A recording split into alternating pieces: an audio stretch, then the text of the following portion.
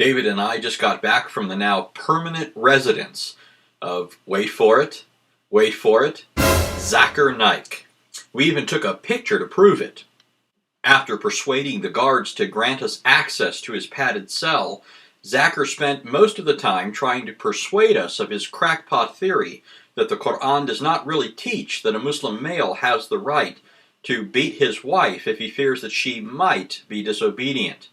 Before he was sedated and restrained for crazy talk, we were able to get the following footage.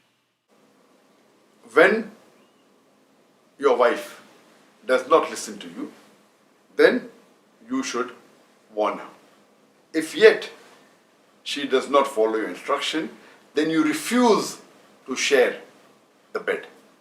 And yet if she doesn't listen, then the Arabic word there is tarba. That means beat her lightly. So far that's not entirely inaccurate. But as Zakir continued to speak, it was apparent that the psychosuppressants were wearing off, because he went on to say, is a symbolic beating. And the explanation is given in the sayings of the Prophet ﷺ, in the authentic hadith, that it is like beating with a miswak, beating with a toothbrush, which is a thin stick. In today's age, I would say, beating with a handkerchief. Now imagine when you beat with a handkerchief, surely it will not hurt. It is more of a symbolic beating. And the Prophet said, you should not beat your wife on the face. You should not beat on the body which leaves a mark, indicating that this beating is only symbolic.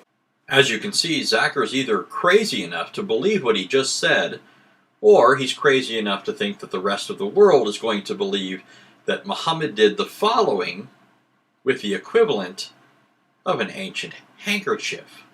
She, that is Aisha, said, when it was my turn for Allah's messenger to spend the night with me, he turned his side, put on his mantle, and took off his shoes, and placed them near his feet, and spread the corner of his shawl on his bed, and then lay down till he thought that I had gone to sleep.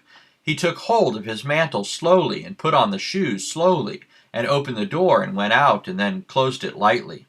I covered my head, put on my veil, and tightened my waist wrapper, and then went out following his step till he reached Baki. He stood there, and he stood for a long time. He then lifted his hands 3 times, and then returned, and I also returned.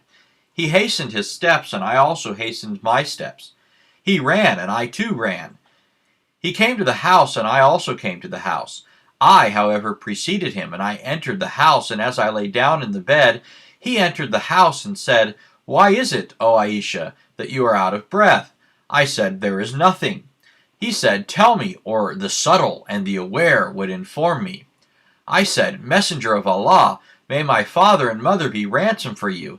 And then I told him the whole story. He said, Was it the darkness of your shadow that I saw in front of me? I said, Yes.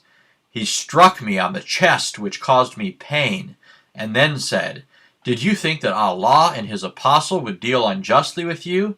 She said, Whatsoever the people conceal, Allah will know it. Muhammad must have had quite the toothbrush, or handkerchief-like thing. And from the following hadith, it would appear that he wasn't the only one. Narrated by Ikrimah, Rifa'ah divorced his wife, whereupon Abdur Rahman bin Az-Zubair al-Qurazi married her. Aisha said that the lady came wearing a green veil and complained to her, Aisha, of her husband, and showed her a green spot on her skin caused by beating. It was the habit of ladies to support each other. So when Allah's apostle came, Aisha said, I have not seen any woman suffering as much as the believing women. Look, her skin is greener than her clothes. None of this should be surprising to us. When we read in the Quran that women are deficient in intelligence and religion, that men are superior to women, that a woman's testimony is only worth half that of a man, that a woman is the sign of an evil omen, that the majority of the dwellers in the hellfire are women, we shouldn't be surprised that Surah 434 tells Muslim men to beat their wives in order to keep them in line.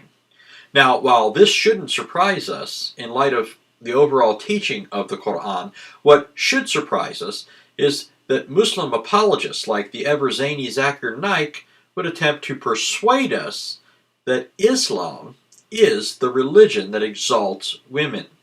Islam is a religion which gives rights to the woman, and no religion in the world gives as much of rights to the woman as Islam.